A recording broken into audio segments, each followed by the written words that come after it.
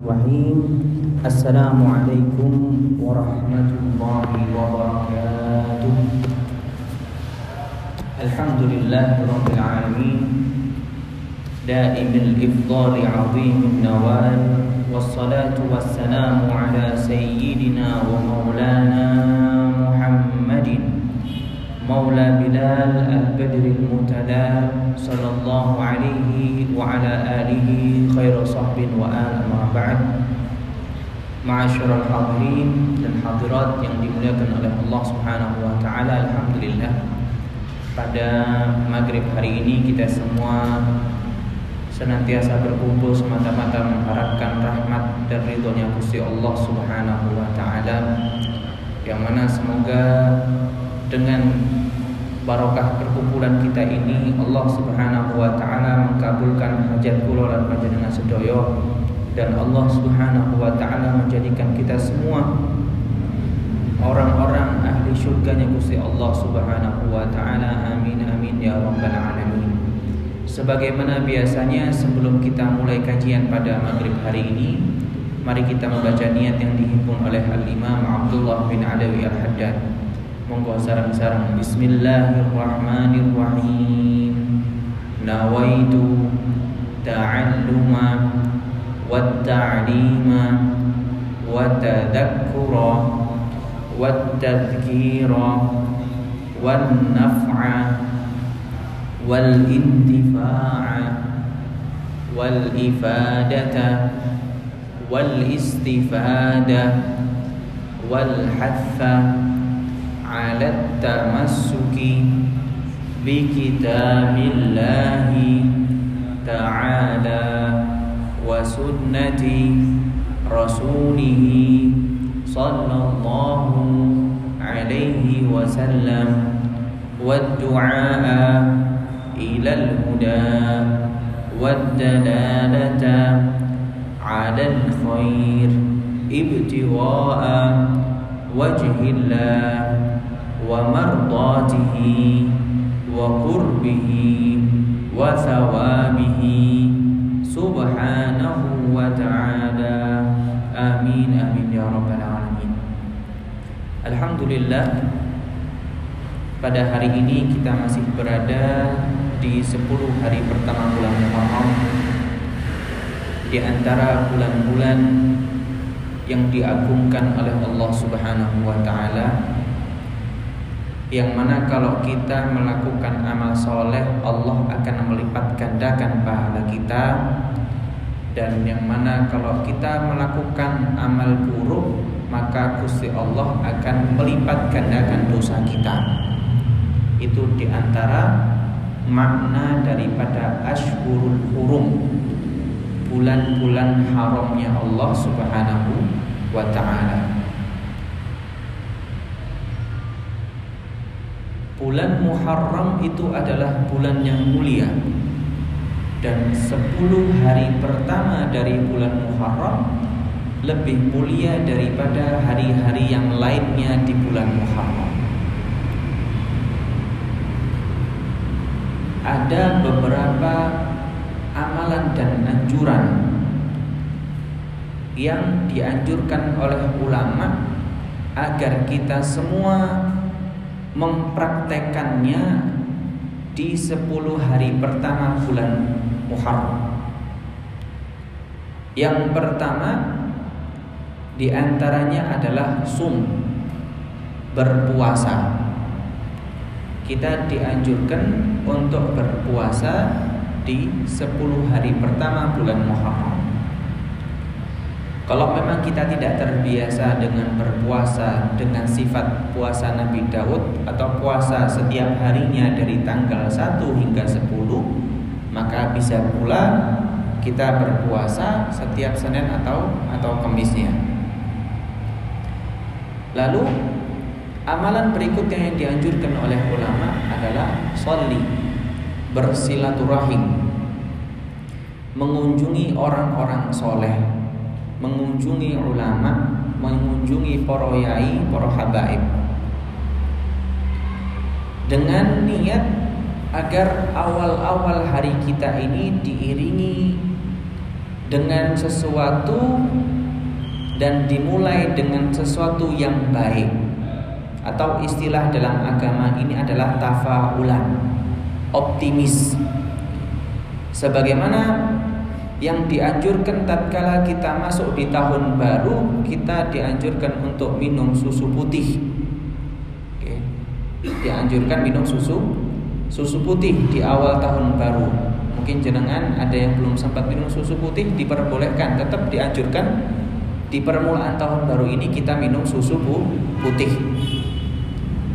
Fadilahnya adalah berdoa kepada Allah, semoga hari kita itu di tahun baru ini putih dan bersih, tanpa ada noda sedikit pun daripada dosa-dosa. Lalu ma'asyiral hadirin, bersilaturahim itu fadilahnya begitu tinggi.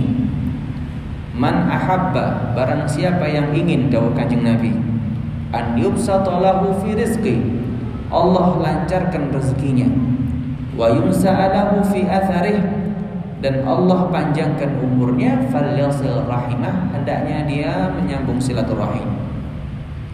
Ini menyambung silaturahim secara umum kepada kerabat kita, kepada tetangga kita, kepada rekan kita, teman kita, saudara jauh, guru, terlebih-lebih kepada orang soleh.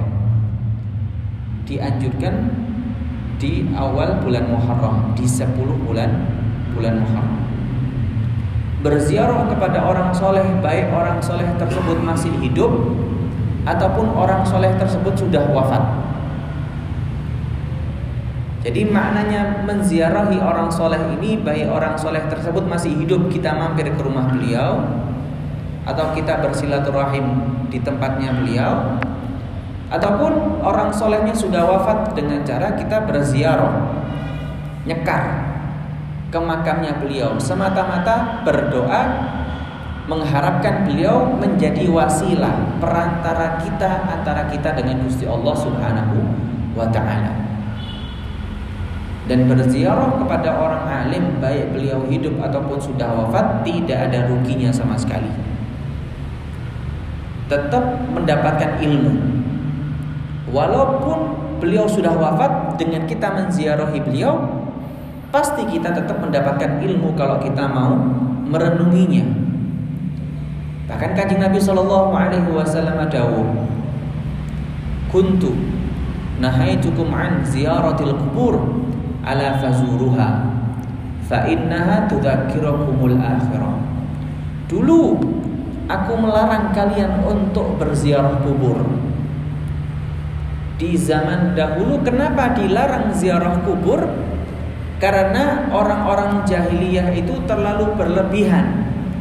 Ketika ada orang wafat, maka mereka akan menunjukkan tidak terima dengan takdir. Mereka akan merobek-robek baju mereka. Mereka akan memukul-mukul badan mereka. Dan mereka akan mengucapkan sumpah serapah. Laisa minna man darabal hudud wa syaqqal juyub wa da'a bi da'wal jahiliyah. Ini keterangan dari Kanjeng Nabi SAW. Namun setelah zaman jahiliyah berlalu, barulah masuk zamannya Kanjeng Nabi SAW. Orang-orang sudah mulai terdidik.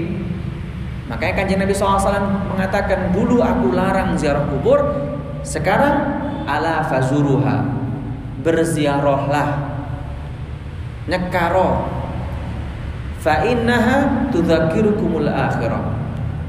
Karena dengan berziarah kubur itu kalian akan ingat akhirat. Karena dengan berziarah kubur tersebut kalian akan ingat kematian. Orang akan cepat ingat akhirat, akan cepat ingat mati, akan cepat ingat kiamat kalau sudah posisinya di kuburan. Itu pesan yang disampaikan oleh Kanjeng Nabi Muhammad sallallahu alaihi wasallam. Dan perintah untuk ziarah kubur pun itu juga bertahap. Dulunya dimulai dengan laki-laki saja, perempuan tidak boleh. Lama-lama sama Kanjeng Nabi, hatta walaupun perempuan pun juga berziarahlah agar ingat kematian. Dan kita sadari ketika kita berkunjung dengan para wali-walinya Allah, berziarah ke makamnya para yai, para sunan, maka kita akan dapati banyak sekali pelajaran. Di antaranya adalah bahwasannya orang yang memiliki ilmu dan kedekatan di sisi Allah Subhanahu wa taala, walaupun ia sudah wafat, maka dia akan tetap dikunjungi oleh banyak orang. Banyak yang memperhatikan makamnya, banyak yang mengunjunginya, tetap minta doa padahal sudah wafat, dan menjadikan hal tersebut wasilah perantara antara hamba tersebut dengan Gusti Allah Subhanahu wa taala. Bahkan diriwayatkan dalam hadis Sayyidah Aisyah radhiyallahu anha bahwasannya Kanjeng Nabi Muhammad sallallahu alaihi wasallam pernah suatu malam beliau tidak didapati di rumahnya. Pas dicari sama Sayyidah Aisyah, "Loh, kemana Kanjeng Nabi?" Ditelusuri, dicari. Ternyata Kanjeng Nabi sallallahu alaihi wasallam sedang berziarah ke makam Baqi', yang mana posisinya di Madinah. Kanjeng Nabi malam-malam berziarah dan mendoakan para ahli kubur. Berarti berziarah itu bukanlah hal yang bid'ah, bukanlah hal yang sesat. Itu berziarah itu mengunjungi orang soleh tersebut, baik hidup ataupun sudah wafat, dianjurkan di 10 hari pertama bulan Muharram. Kemudian hal berikutnya yang dianjurkan di 10 hari pertama bulan Muharram, khususnya nanti di bulan Asyura, adalah menyantuni anak yatim. Makanya ketika kita berada di 10 hari pertama bulan Muharram, banyak sekali agenda santunan anak yatim. Dan itu adalah anjuran dari Kanjeng Nabi Muhammad sallallahu alaihi wasallam. Yang dinamakan yatim itu adalah anak yang belum baligh dan sudah tidak punya bapak atau tidak punya ibu, tapi syaratnya belum baligh. Kalau sudah baligh ataupun sudah, mohon maaf, sudah dewasa tetapi tidak punya bapak atau tidak punya ibu, maka tidak dianggap yatim. Jadi yang disantuni itu adalah anak-anak yang masih kecil, yang tidak memiliki bapak atau ibu.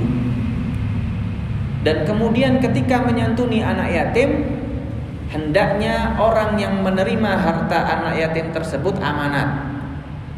Benar-benar uangnya digunakan untuk anak yatim tersebut dan tidak digunakan untuk orang lain. Karena hukum harta anak yatim itu adalah hukum khusus.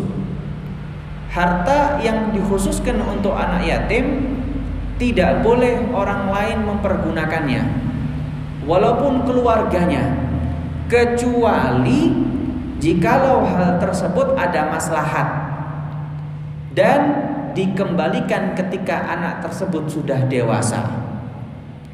Misal ada anak yatim mendapatkan santunan uang berupa 1 juta misalnya, lalu yang nerima itu adalah ibunya, dan ibunya ini bingung, 1 juta ini buat apa buat anakku? 500.000 buat sekolahnya, oke. Sisa 500.000 lagi buat apa? Kalau buat makan nanti campur dengan hartanya anak-anak yang lain dan itu tidak boleh. Lantas bagaimana? Maka ibu tersebut boleh menggunakan 500.000 sisanya buat kebutuhan dia, ataupun kebutuhan anak-anak yang lain, ataupun kebutuhan keluarganya, atau dipakai, atau diinvestasikan. Itu boleh. Tetapi ketika sudah balik anaknya yang yatim tadi itu, ibunya harus menjelaskan, "Nak, dulu kamu mendapatkan harta sekian. Hartamu yang ibu terima sebagai hak karena engkau adalah yatim adalah sekian dan ibu pakai. Apakah engkau ridho? Jikalau anaknya ridho maka alhamdulillah. Jikalau na'udzubillah anaknya tidak ridho, maka ibunya harus usaha bisa mengembalikan uang anaknya." Itu santunan kepada anak yatim. Lalu Hal berikutnya yang dianjurkan di 10 hari pertama bulan Muharram adalah memakai kuhul, memakai celak. Itu sunnah dari Kanjeng Nabi Sallallahu Alaihi Wasallam. Sunnah memakai celak ini buat laki-laki dan buat perempuan, bukan hanya buat perempuan saja. Biasanya akhir-akhir ini yang laki-laki malu pakai celak karena kesannya kayak ngikut-ngikuti wanita, padahal sunnah. Kanjeng Nabi Sallallahu Alaihi Wasallam mata beliau lentik, mata beliau indah, tetapi beliau juga pakai celak. Celak yang disunahkan di sini adalah celak hitam, ismit, bukan celak yang warna-warna. Karena zaman sekarang, kalau jenengan perhatikan itu ada celak yang warna-warna, yang mereknya Rani, mereknya Rani, ada warna hijau, ada warna merah, macam-macam celak. Tapi yang sunnah itu adalah yang dari batu ismit yang warna hitam. Itu sunnah. Sunnahnya kapan dipakai? Ketika sebelum tidur atau ketika bangun tidur. Karena dawuh Kanjeng Nabi Sallallahu Alaihi Wasallam, orang yang pakai celak maka Allah akan lindungi pandangannya. Dan hal tersebut merupakan mujarab juga. Banyak orang yang pakai celak akhirnya matanya sehat karena menjalankan sunnahnya Kanjeng Nabi Muhammad Sallallahu Alaihi Wasallam. Jadi celak sunnah itu celak yang hitam. Kalau bapak-bapak dan ibu-ibu tahu ada model kayak batu celak dulu itu yang hitam. Atau kalau ibu-ibu punya yang kayak pensil yang hitam, atau yang zaman modern sekarang kayak stick yang mereknya Rani niku, yang kayak orang India. Nah itu yang warna hitam itu yang sunnah. Yang warna-warna yang lain monggo dipakai, tapi kesunahannya berbeda. Itu dianjurkan di 10 hari pertama bulan Muharram. Lalu hal yang dianjurkan pula di 10 hari pertama bulan Muharram itu adalah at-tausi'ah 'alal 'iyal, menyenangkan keluarganya lebih daripada bulan-bulan yang lain. Misalnya di bulan-bulan lain memberikan nafkah kepada istri misalnya cuma 100.000 misalnya, maka di 10 hari pertama bulan Ramadan ditambahi 10 hari pertama bulan Muharram ditambahi 150.000, atau ditambah diajak jalan-jalan keluarganya, anaknya, semuanya dibikin senang di 10 hari pertama bulan Muharram. Itu anjuran dari Kanjeng Nabi SAW. Semata-mata hal tersebut diniatkan agar semoga setahun ini, tahun baru ini diiringi dengan kebahagiaan, diiringi dengan keceriaan, diiringi dengan kebersihan. Itu semua diajarkan oleh Kanjeng Nabi Muhammad Sallallahu Alaihi Wasallam. Itu sebagian hal-hal yang dianjurkan di awal-awal bulan Muharram, di 10 bulan Muharram. Khususnya nanti di hari Asyura juga ada istighfar dan doa khusus di hari Asyura. Kalau jenengan ada kesempatan, monggo dibaca doa Asyura. Nanti biasanya banyak yang menyebar-nyebarkan doa-doa tersebut. Oke, itu sedikit yang bisa kami sampaikan. Mari kita lanjutkan pada pertemuan kali ini kajian kitab Imam Abdullah bin Al-Haddad dalam kitab beliau Risalatul Mu'awanah, yang mana kita sampai pada pembahasan faslun wa 'alaika biluzumin nadhafati zahiran wa batinah. Bab pembahasan tentang anjuran untuk menjaga kebersihan, baik kebersihan zahir yang nampak maupun kebersihan batin yang tidak nampak. Dawuh Imam Abdullah bin Al-Haddad, wa 'alaika, dan hendaknya engkau, maksudnya kita semua, biluzumin nadhafati zahiran wa batinah, hendaknya menjaga kebersihan zahir dan batin. Fa inna man kamulat nadhafatuhu sara bi ruhihi wa sariratihi malakan ruhaniyah. Karena sesungguhnya orang yang sempurna bersihnya, benar-benar bersih, maka dia seakan-akan seperti malaikat ruhnya. Rohnya seperti malaikat. Wa in kana bi jismihi wa suratihi basharan jismaniyya. Walaupun zahirnya nampaknya itu adalah manusia. Kalau batinnya dan zahirnya bersih, maka ruhnya seakan-akan malaikat. Waqad qala Rasulullah sallallahu alaihi wasallam, Kanjeng Nabi sallallahu alaihi wasallam dawuh, bunyad dinu 'ala nadhafah. Agama Islam itu terbentuk atas dasar kebersihan. Wa qala alaihi salatu wassalam, innallaha nadhifun yuhibbun nadhafah. Dan Kanjeng Nabi sallallahu alaihi wasallam bersabda bahwasannya Gusti Allah adalah maha bersih dan menyukai kebersihan. Maka orang-orang yang senantiasa menjaga kebersihan, hakikatnya orang tersebut adalah orang yang menegakkan keimanan. Kita lihat bagaimana hal ini dijadikan sebuah syarat oleh Gusti Allah dalam melakukan sebuah ibadah. Orang mau sholat harus bersih.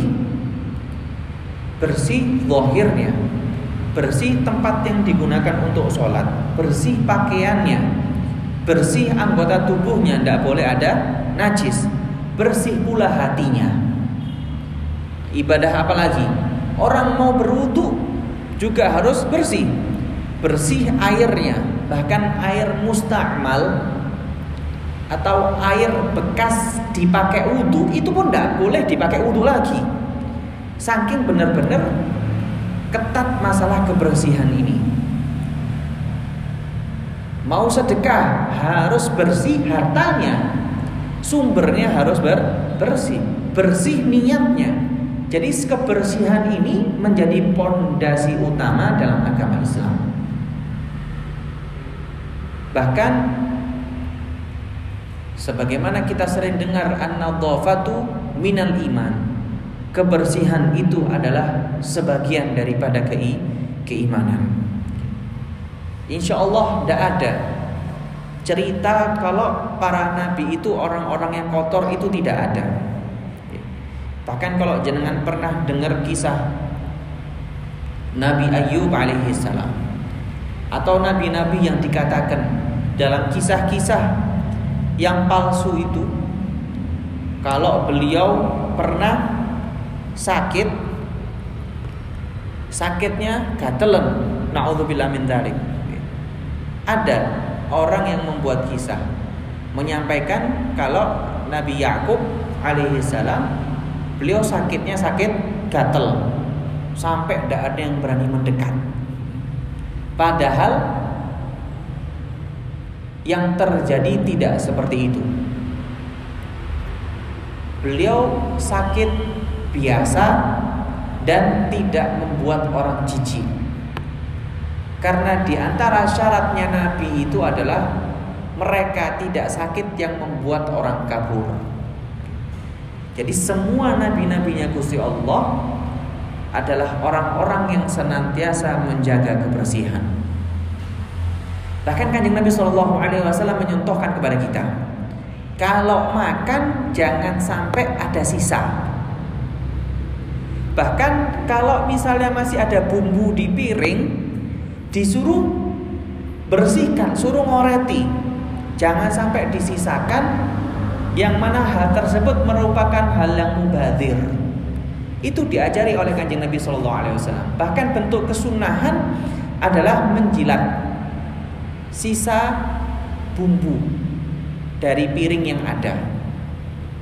Kalau bahasa sekarang yang ngoreti itu, jangan sampai kita masih ada nasi setengah lalu dibuang, atau nasi masih sisa banyak lalu dibuang. Ikannya sudah habis, nasinya masih nasi sisa, naudzubillah min dzalik. Kalau misalnya sekiranya kita tidak habis makan banyak, berarti ngambil yang sedikit-sedikit dulu, biar tidak buang. Itu ajaran yang Kanjeng Nabi SAW. Semata-mata mengajari kita biar bersih. Bahkan Kanjeng Nabi SAW mengajari kita pula sebelum tidur suruh ngebasi kasurnya. Itu sunnah. Sebelum badan berbaring di atas kasur disuruh membersihkan kasurnya, dikebasi. Terus menggunakan pakaian yang lain, itu sunnah juga. Kalau sekarang ada istilah piyama, baju tidur, itu sunnah. Jadi tidak menggunakan pakaian yang kita pakai dalam keseharian. Katanya Kanjeng Nabi, biar pakaian tersebut tidak cepat rusak, dan itu memang mujarrad. Jadi pakaian yang khusus buat tidur itu ada, pakaian buat aktivitas itu ada. Kayak kita sholat, kayak kita pakai sarung. Sarung yang kita buat tidur dengan sarung buat sholat diusahakan beda. Jangan sarung yang tidur itu dipakai buat sholat. Oke. Itu Kanjeng Nabi SAW mengajarkan. Bahkan setelah mengkibasi kasur itu, suruh bersihkan kasur, Kanjeng Nabi mengajarkan kita bersih zahirnya sudah. Sekarang ditambahkan bersih batin. Ayo berwudu. Sunnah sebelum tidur berwudu. Dan sunnah sebelum tidur bersiwak, sikat gigian, itu sunnah. Jadi bukan hanya adatnya orang Jepang atau orang luar negeri, tetapi itu ajaran dari Kanjeng Nabi Muhammad Sallallahu Alaihi Wasallam. Berwudu, ya. Kalau zaman kita corona benar-benar kita disiplin, tapi setelah corona kita lupa. Tapi sebenarnya kalau kita menjalankan sunnahnya Kanjeng Nabi, mau corona atau tidak corona tetap menjalankan, yaitu berwudu, cuci tangan, cuci telinga, lengkap bahkan. Habis berwudu sikat gigi, habis itu baru ke kasur. Lalu Kanjeng Nabi menambahkan, kalau engkau pengen selamat di duniamu dan akhiratmu, maka hendaklah engkau memaafkan semua orang yang melakukan salah kepadamu.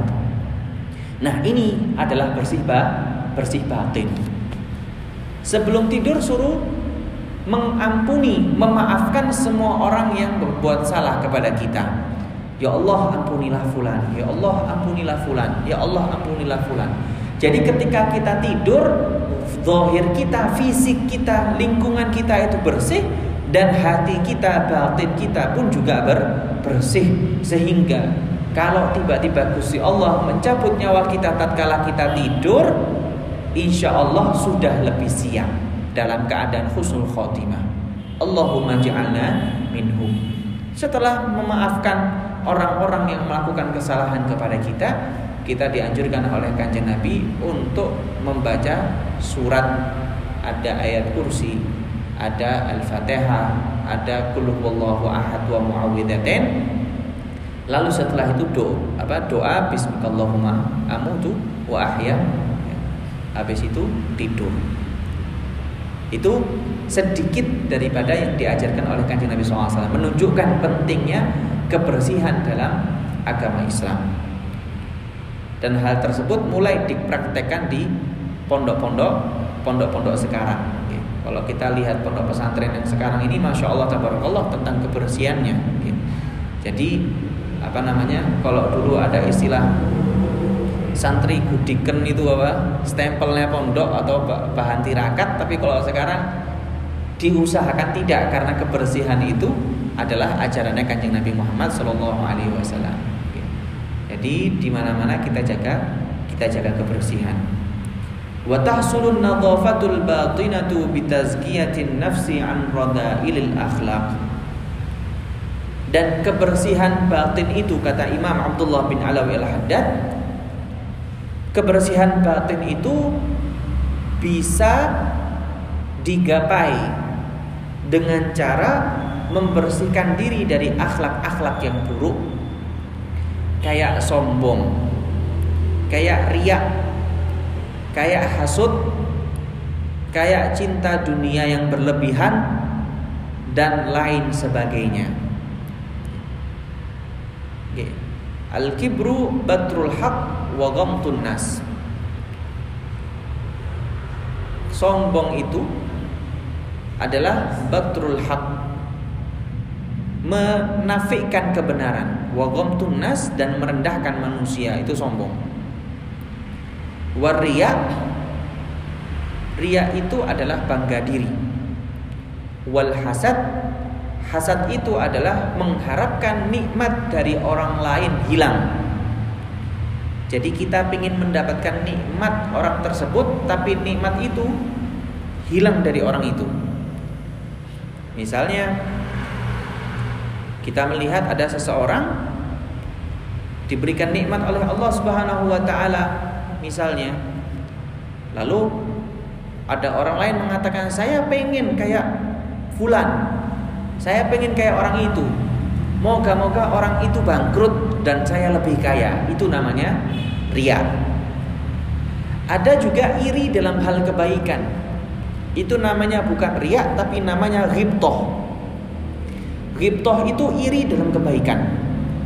Misalnya kita melihat ada anak yang hafal Al-Quran, lalu kita pengen, saya juga pengen bisa hafal Al-Quran kayak anak itu. Semoga saya bisa menghafalkan Al-Quran juga. Nah, mengharapkan sesuatu tapi nikmat dari orang lain tidak dihilangkan, itu namanya ghibthah. Atau saya juga pengen bisa banyak rezeki kayak orang itu biar bisa sedekah di mana-mana. Tapi semoga orang tersebut tetap banyak rezekinya dan saya juga banyak rezekinya. Nah, itu boleh. Namanya ghibthah. Kalau hasud tidak seperti itu. Kita pengen sesuatu tapi orang lain dihilangkan nikmatnya, itu namanya hasud. Na'udzubillah min dzalik. Wa hubbud dunya, dan cinta dunia yang berlebihan. Wa tahliyatiha bimakarimil akhlaq, dan bagaimana cara menghiasi kebersihan hati, kebersihan batin adalah dengan akhlak-akhlak yang baik. Contohnya tawadhu, contohnya malu pada tempatnya, contohnya ikhlas, contohnya as-sakha, dermawan, pemurah, dan lain-lain. Wa haqa'iqu hadhil akhlaq wa tariqul khalas min rada'iliha, dan hakikatnya akhlak-akhlak yang batin ini dan bagaimana cara menghindari akhlak-akhlak yang buruk dan penyakit-penyakit yang batin ini, kata Imam Abdullah bin Alawi al-Haddad, sudah disebutkan khusus oleh Al-Imam Al-Ghazali dalam kitab Ihya Ulumuddin. Kalau pengen tahu penjelasan lebih detailnya, kata Habib Abdullah bin Al-Haddad, silakan merujuk ke kitab Ihya Ulumuddin. Dan kitab Ihya Ulumuddin ini juga sudah banyak terjemahannya. Oke, sudah banyak translate-nya. Wa amman nadhafatu dhahirah fatahsulu bitarkil mukhalafat wa fi'lil muwafaqat. Adapun kebersihan yang sifatnya zahir, maka bisa digapai dengan cara meninggalkan mukhalafat, pelanggaran. Wa fi'lil muwafaqat, dan melaksanakan hal yang diperintahkan oleh Allah Subhanahu wa taala. Yang sempat rame tetapi sudah selesai permasalahannya. Ada warung bakso yang halal itu, kemudian ada seorang konten kreator makan kerupuk babi kalau tidak salah di warung yang halal itu. Oke. Yang mana hal tersebut bikin orang-orang syubhat. Jadinya ragu, ini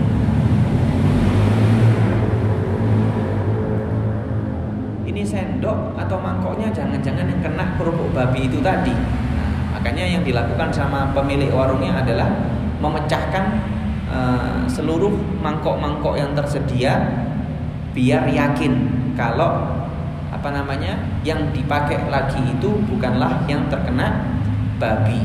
Nah, itu bentuk daripada upaya ikhtiar meninggalkan hal-hal yang diharamkan oleh Allah Subhanahu wa taala.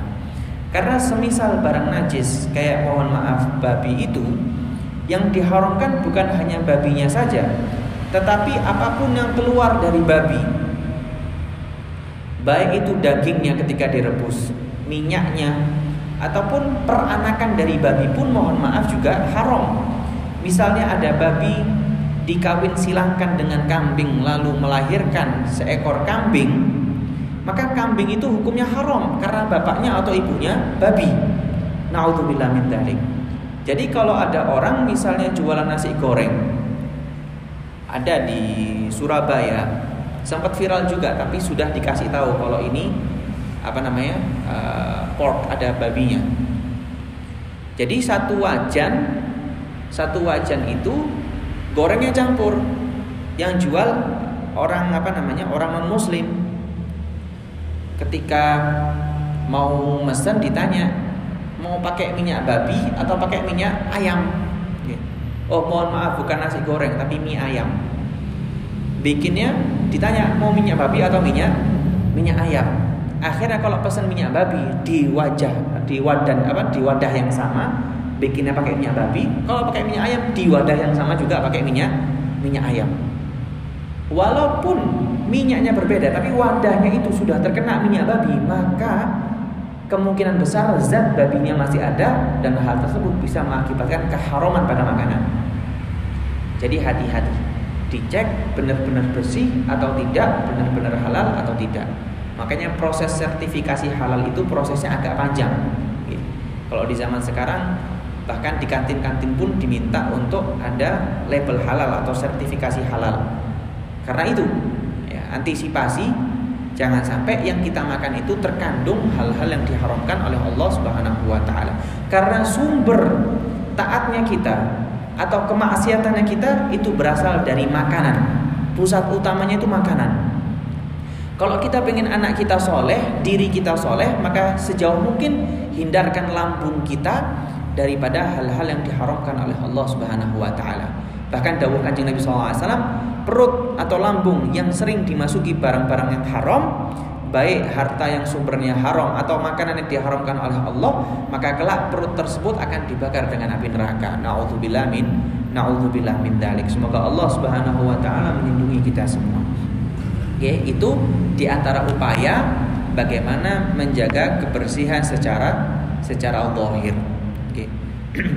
Terus bagaimana kalau misalnya posisinya di Bali misalnya? Di Bali itu di Bali misalnya kita pakai celana dan pakai sendal. Sedangkan ada sebagian kampung adat itu banyak anjing yang berkeliaran. Terus ada juga becek-becek air. Okay. Dan anjingnya banyak misalnya. Lalu apakah kita ketika lewat tempat tersebut lantas kita wajib untuk membasuh 7 kali, salah satunya dengan debu, dengan tanah? Dijawab tergantung. Kalau kita lewat pas tempatnya itu dalam keadaan kering, maka tidak apa-apa. Okay. Al-jaffu bil jaffi tahirun bila khilaf. Ada kaidah seperti itu. Kering ketemu kering hasilnya adalah suci. Tapi ketika ada kubangan air misalnya di daerah yang biasa dilewati oleh anjing, mohon maaf, maka perlu kita antisipasi. Kalau sudah terlanjur nyemplung, diusahakan dicuci 7 kali. Salah satunya dengan tanah, dengan pasir. Oke. Itu seperti itu. Saking dijaganya kebersihan. Nah, faman zayyana dhahirahu bimulazamatil a'malis shalihah wa amara batinahu bitakhalluq bil akhlaqil mahmudah faqad kamulat nadhafatuhu wa illa falahu nasibu minha biqadri bu'dihi an munkaratil akhlaq wal a'mal wa qurbihi min mahasiniha. Barang siapa orang yang berhasil menjaga kebersihan batinnya, kata Imam Abdullah bin Al-Haddad, dan orang yang berhasil menjaga kebersihan zahirnya, maka sekadar itu pula kedekatan dia dengan Gusti Allah Subhanahu wa taala. Kalau misalnya gagal, maka seperti itu pula kejauhan dia dari Gusti Allah Subhanahu wa taala. Semoga kita semua bisa menjaga kebersihan zahir dan kebersihan batin. Wa min aqsamin nadhafah adh-dhahirah, di antara gambaran atau contoh-contoh kebersihan yang zahir, katanya Imam Abdullah bin Al-Haddad, yang pertama adalah izalatu sya'ril 'anah, mencukur bulu kemaluan yang bawah, wa natsfil ibti wa halaqatih, dan mencabut bulu ketiak, wa qassus syarib, dan mencukur syarib, kumis, wa taqlimil adfar, atau dirapikan kumisnya, itu sunnah. Wa taqlimil adfar, begitu pula memotong kuku. Dan memotong kuku pun juga ada cara sunnah yang diajarkan oleh Kanjeng Nabi Muhammad SAW. Ada beberapa versi. Ada versi daripada Imam Nawawi radhiyallahu anhu. Beliau mengajarkan dalam sebuah riwayat bahwasannya sunnahnya memotong kuku itu dimulai dari telunjuk yang kanan, lalu jari tengah, lalu jari manis, lalu kelingking, habis itu jempol. Telunjuk, tengah, manis, kelingking, jempol bagian kanan. Lalu kelingking, lalu jari manis yang kiri, lalu jari tengah yang kiri, lalu telunjuk yang kiri, lalu jempol yang kiri. Jadi dimulai dari telunjuk ini. 1, 2, 3, 4, 5. 1, 2, 3, 4, 5. Itu sunnahnya. Dari telunjuk yang kanan, tengah manis, terus jari kelingking dan jempol kanan, baru kelingking, manis, tengah, telunjuk dan jempol. Itu versi Imam Nawawi radhiyallahu anhu, dan ini banyak yang versi yang paling banyak dilakukan oleh para ulama. Ada versi lain, versi Imam Ghazali radhiyallahu anhu, yaitu dari telunjuk, tengah, manis, kelingking, lalu kelingking, tengah, manis, kelingking, manis, tengah, telunjuk, lalu jempol kiri, jempol kanan. Ini versi Imam Ghazali paling mudah. 1, 2, 3, 4. 1, 2, 3, 4. Lalu jempol, Oke. Dan seterusnya. Itu anjuran daripada Kanjeng Nabi SAW. Bahkan Kanjeng Nabi bersabda, man qassa adhafirahu mukhalifan lam yara fi ainihi ramadan. Barang siapa yang memotong kuku dengan cara tidak berurutan atau secara berlawanan, sebagaimana dicontohkan tadi kan tidak urut, maka tidak akan mengalami sakit mata. Hadis riwayat Imam Ibnu Qudamah. Jadi kalau kita biasa potong kuku urut misalnya dari ujung ke ujung, sekarang coba tidak diurutkan atau mengikuti versi Imam Nawawi atau versi Imam Ghazali radhiyallahu ta'ala. Itu sunnah memotong kuku. Wa yustahabbu an yabtadi'a min sababatil yumna ila khinsiriha wa min khisriha al-yusra. Nah. Dan begitu pula cara memotong kuku di kaki. Adapun di kaki sunnahnya itu dari kelingking ke kelingking, beda sama tangan. Kalau tangan tadi dari telunjuk dan seterusnya. Kalau kaki sunnahnya dari kelingking kanan ke kelingking kiri, itu sunnahnya. Jadi jangan potong kelingking kanan dulu, terus manis kanan, terus tengah kanan, telunjuk kanan, jempol kanan, terus jempol kiri, telunjuk manis, telunjuk tengah manis, baru kelingking, urut gitu, kanan ke kiri, itu sunnahnya. Dan ketika memotong kuku, kita dianjurkan untuk membaca doa Bismillah wa billah wa ala sunnati sayyidina Muhammad wa ala ali sayyidina Muhammad. Bismillah wa billah wa ala sunnati sayyidina Muhammad wa ala ali sayyidina Muhammad. Kalau bingung, Bismillah saya niat potong kuku sunnah mengikuti Kanjeng Nabi Muhammad SAW, cukup. Oke. Jadi potong kuku pun juga bernilai pahala, mendapatkan pahala di sisi Allah Subhanahu wa taala. Lalu hal apa lagi yang dianjurkan sebagai upaya atau ikhtiar bersih zahir kita adalah membersihkan kotoran-kotoran yang ada di lipatan tubuh. Kotoran-kotoran yang ada di lipatan tubuh ini dianjurkan untuk dibersihkan dan wajib dibersihkan ketika kita mandi besar. Di lipatan-lipatan tubuh, di sikut, di ketiak, di mohon maaf yang di bagian bawah, di lutut, itu semua wajib dibersihkan.